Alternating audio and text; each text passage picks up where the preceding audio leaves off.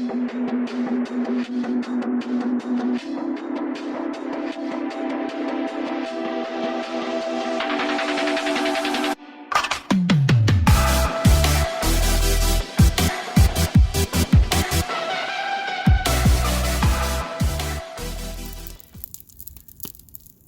hey, my name is Rich, and this video is a story about a very close encounter I had with a grizzly bear yesterday, and there was more than one. And I guess to sum it up on the front end, what happened to me yesterday was about as close as a person can come to getting mauled by a grizzly bear, but not getting mauled by a grizzly bear. And so I want to share that story, and I want to do it for two reasons. Number one, there's a lot of things that happen and a lot of things that go through your mind when you go through something like that. And it's very unsettling, but a lot of things go through your mind and a lot of things happened, and I want to make sure that I don't forget those things. So this is a method of documenting that story. This happened yesterday about 3 in the afternoon, so just over 24 hours ago, in the interior of Alaska, in the Alaska Range Mountains. And yeah, I want to remember the details and document it. But the second reason I'm telling this story is because it may help somebody else that might experience a similar encounter. Maybe you can get something out of what I'm putting out in this video. I don't know.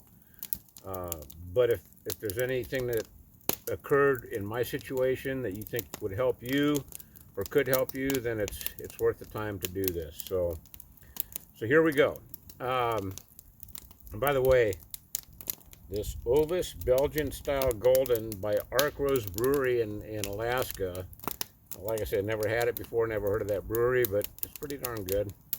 So for a guy that hasn't had a beer for a while, the taste is pretty awesome. So anyway, enough said.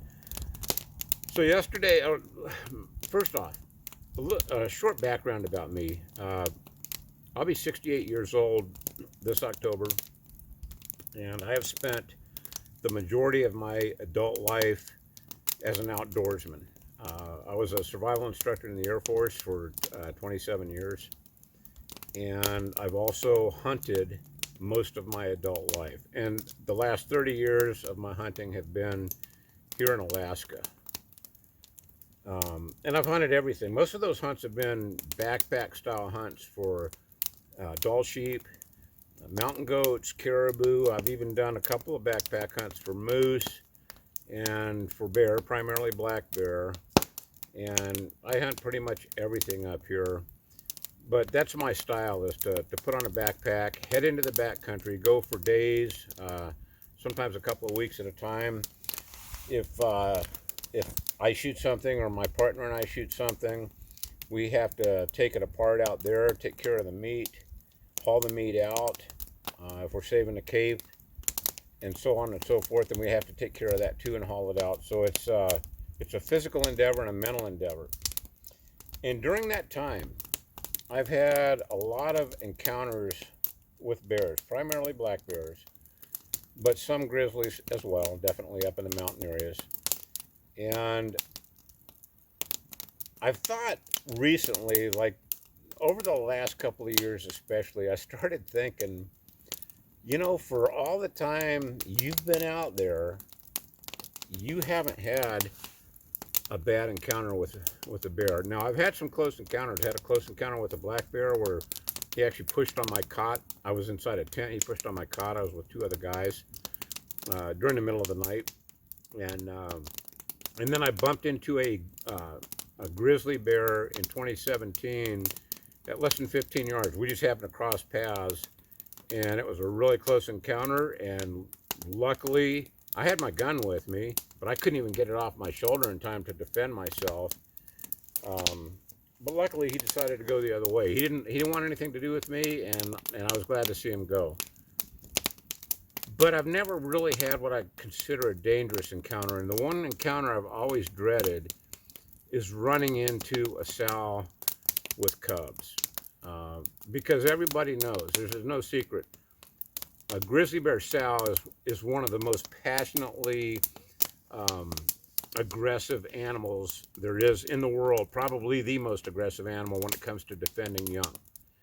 And they have the reputation to go with it, and the goods to back it up. Well, I've always kind of dreaded that, and I've never had it happen.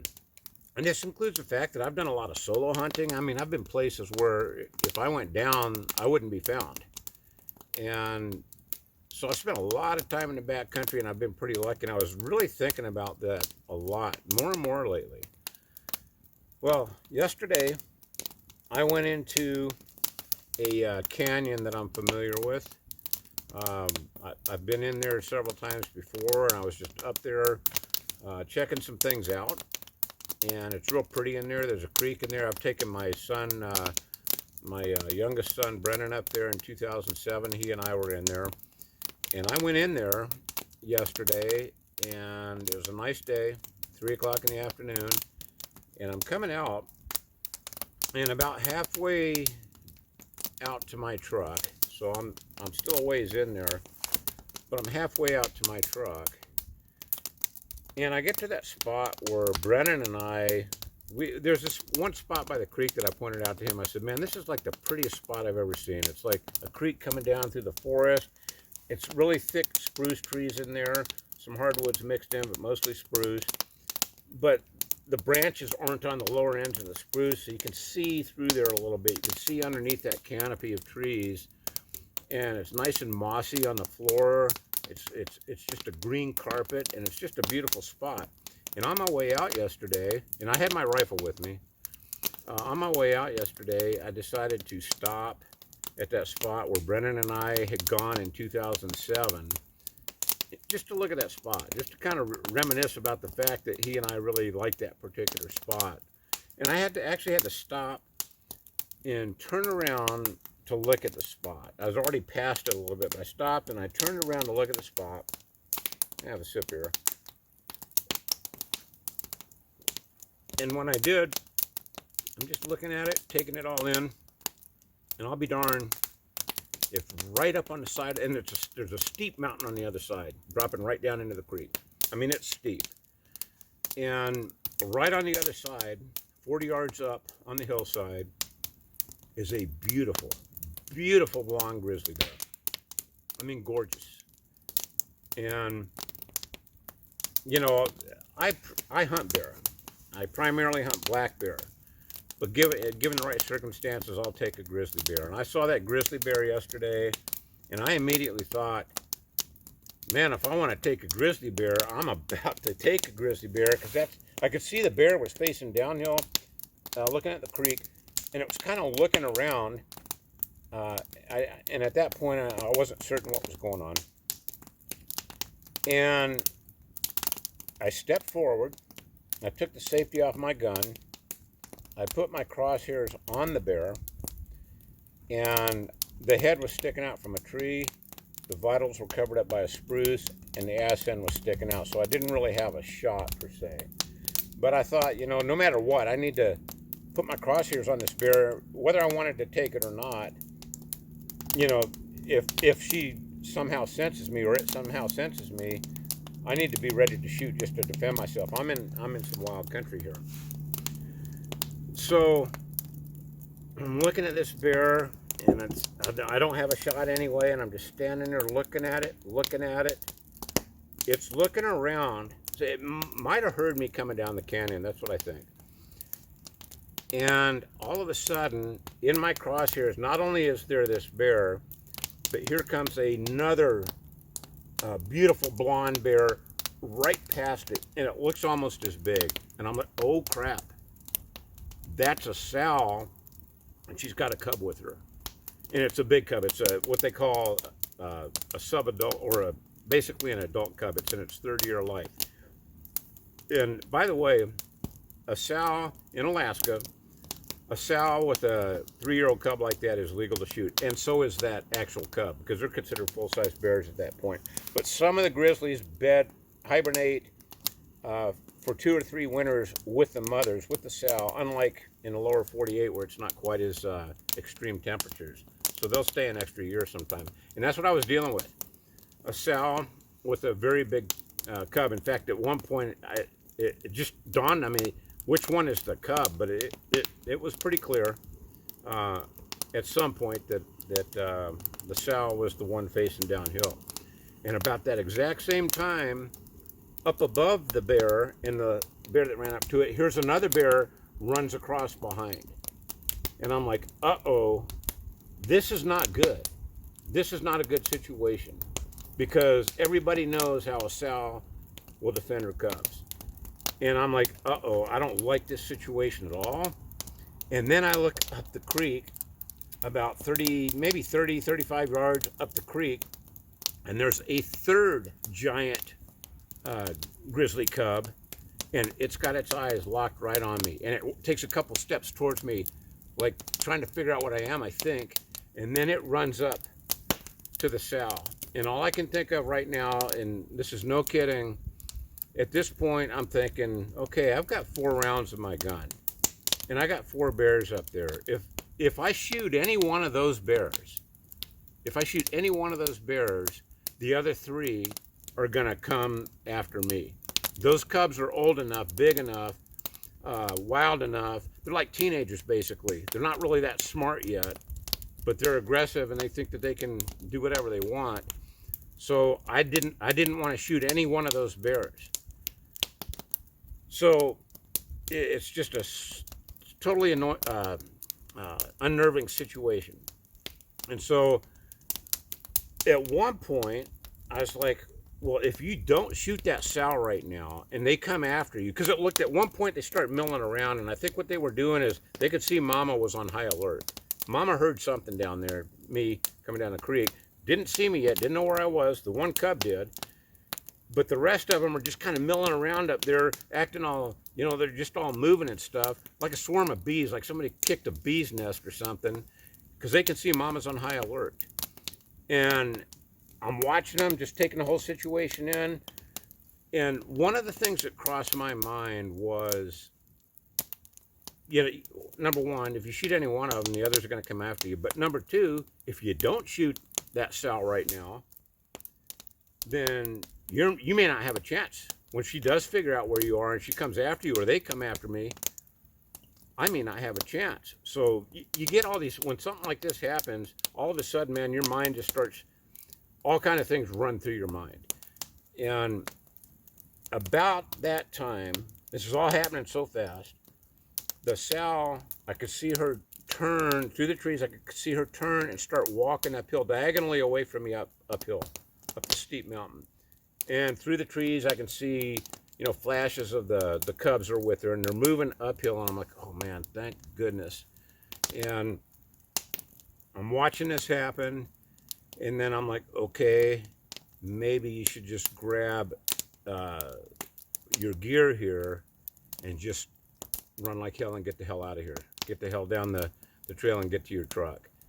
Well, I didn't do that because I thought if I do that, then she's going to hear me for sure, and she'll be able to pinpoint my position, and she might circle back on me. So I didn't do that. So I just stood there, and I just watched the situation. I'm looking around me, checking everything out, making sure everything's good. And the last time I saw her, she and her cubs were 60 yards diagonally up the hill. There was a rocky knob up there, and I saw them sort of disappear over that. And then I didn't hear anything, so I'm just looking around, making sure everything's cool.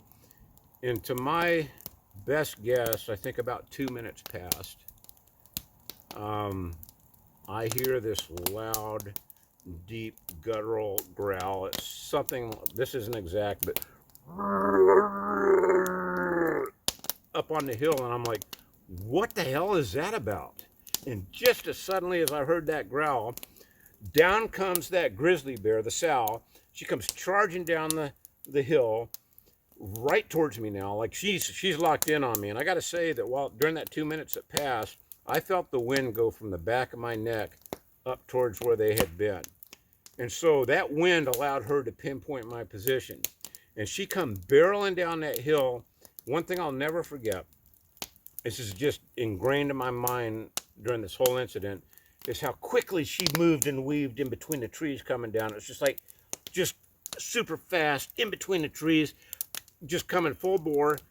And there's a creek between me and her, and I'm just standing there like, what the hell's going on? And she's coming down, and I can't shoot her, right? Because she's coming down in between the trees there. But I pull my gun up, and I'm like, if she gets to the creek, she's going to be about 20 feet away. If she gets to that creek, I'm shooting. So I pull my gun up, right, because when she came down, I couldn't really track her with my gun. So I watched her, had the gun on her as soon as she hit the bottom. She comes up to the creek real fast. She's looking at me. She stops, pounds her front feet on the ground, looking at me, gives this loud woof, and then turns around and runs back up to her cubs and disappears. I never saw her or the cubs again.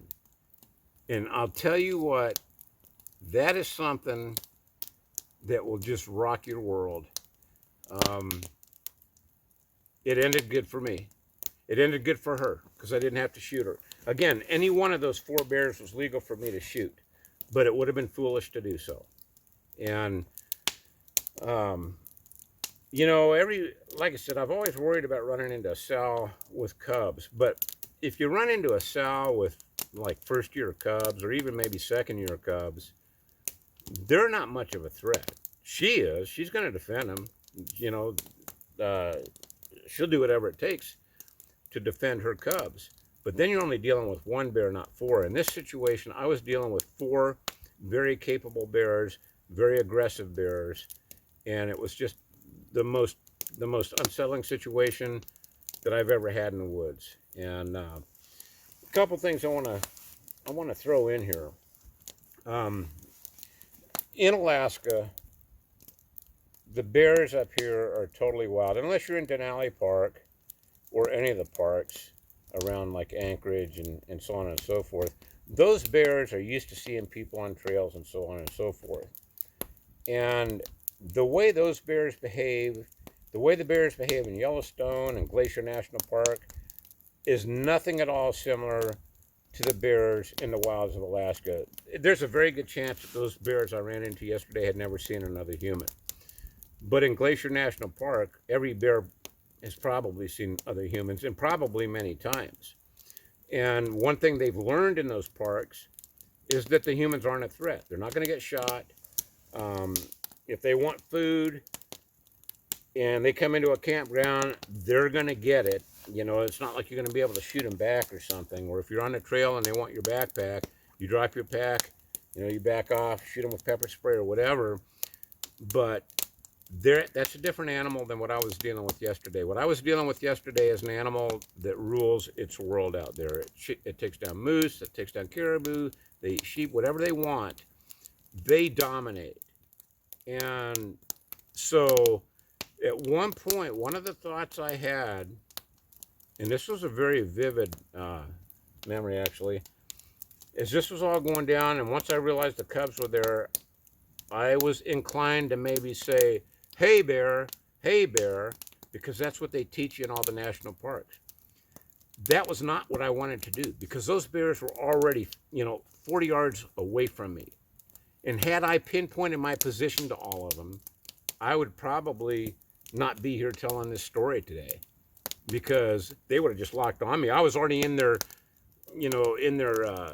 uncomfortable zone where they're not going to put up with anything. Maybe if they're further out, yeah, then maybe you can alert them with your voice or sound or whatever, and they'll go the other way.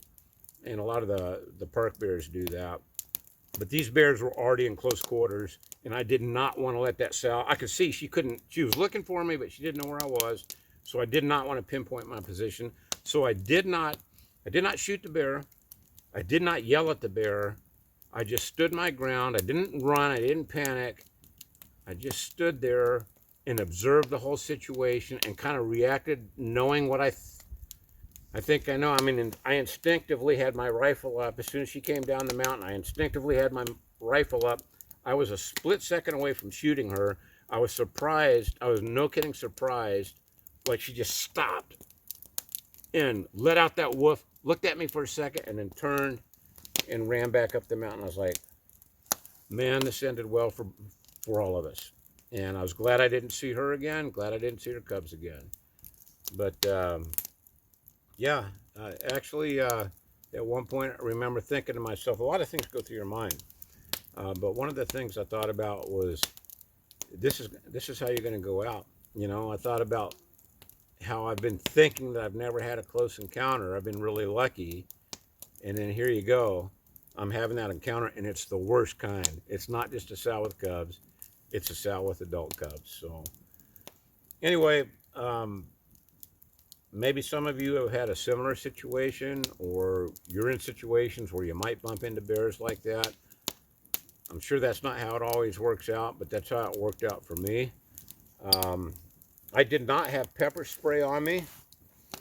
I had my rifle with me, and I've been in that canyon so many times, I didn't even think about taking pepper spray up there. But if I ever go in there or any similar type of canyon again, I'm not only going to be armed, but I'm going to have pepper spray, because the thing is I would not, with 4 rounds, I only had 4 rounds, the gun only holds 4 rounds. The chances of me hitting all 4 bears if I needed to are slim to none, I would think. But at least with pepper spray, you don't have to aim it per se. You just have to get it in that general direction. And, you know, so at least I'm going to have that as a backup. So, yeah. So I'm a lucky man. I said my prayers last night. And one thing I will tell you, if you ever run into a situation like this, like I laid in my bed, in my tent back here. I laid in my tent last night for an hour and a half, unable to fall asleep, just playing everything over in my mind. And did I do the right thing? What would have happened if this happened? I mean, that's the way it goes. So, you know, I'm a lucky guy.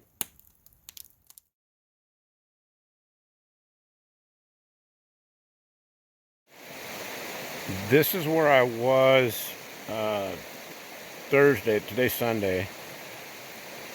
Where I was Thursday when I was coming out of this canyon, and centered pretty much in the frame is somewhat of a trail I use. It's a game trail. And when I say game trail, like the moose and bears and caribou, whatever's moving through here, whenever they're in a creek or by a creek, they have these established trails that they like to use.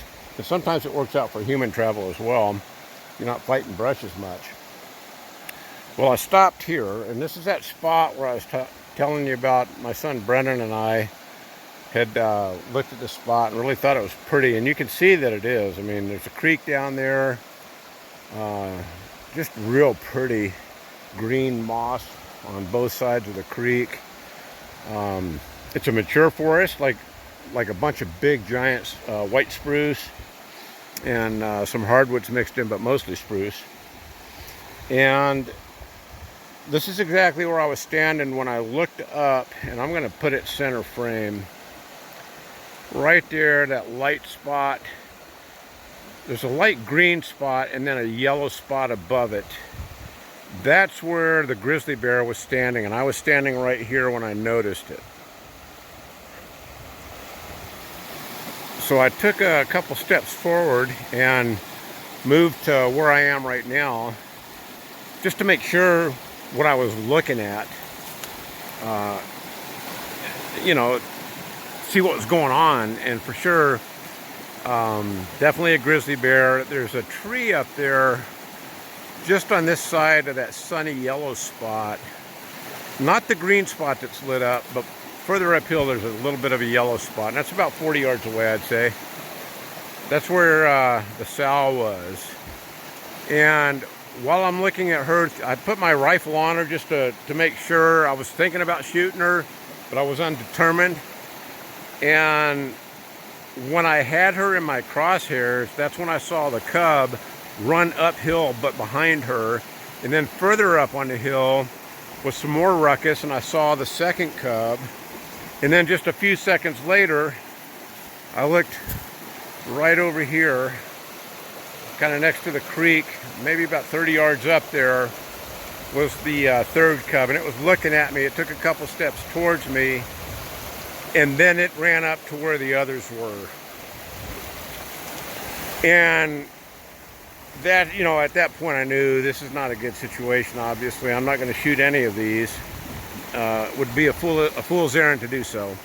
But I watched them walk diagonally away from me up the hill, and they actually disappeared out of sight.